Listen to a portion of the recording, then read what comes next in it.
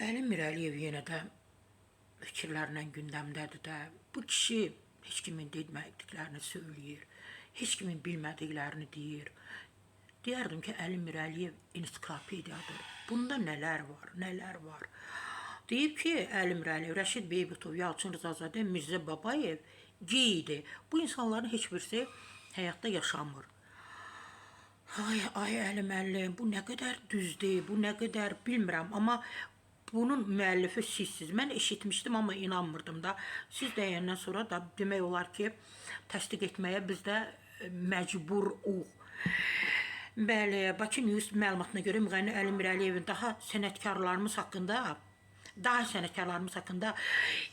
eləcə də bir çox tanınmış insanlar haqqındakı fikirlərini mir.az onlara oxuculara çatdırır. Əli Mirəliyev o vaxt gey olmaq gizli idi. Amma indiki aktyorlar, sənət adamları geyliklərini aşkar edirlər. Keçmişdə Rəşid Beybutov, Yalçın Rızazadə, Mirzə Babayev gey idi. Lakin onlar bunu aşkar etmirdilər. Bəyəm onların pulu yox idi. İndiki müğənnilər şalvarı elə geyinir ki, şalvarların ayağı elə dar olur ki, axşam yatmağa gedəndə çıxartmaqları mümkün olmur. Əli müəllim, mən bu adını çəkdiyiniz şəxslər var, bunlar dahilərdir də.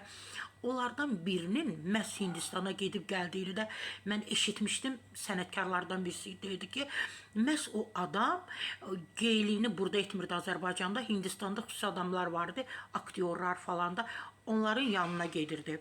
Yenə də deyirəm, bu fikirləri mən demirəm. Bu fikirlər Əli Mirəliyevindir.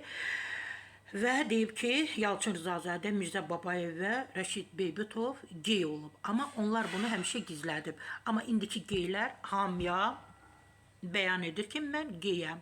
Yəni ki, azından tövsiyə edir ki, bunu gizlətmək lazımdır da. Bu keçmişdə də olub, indidə də olub.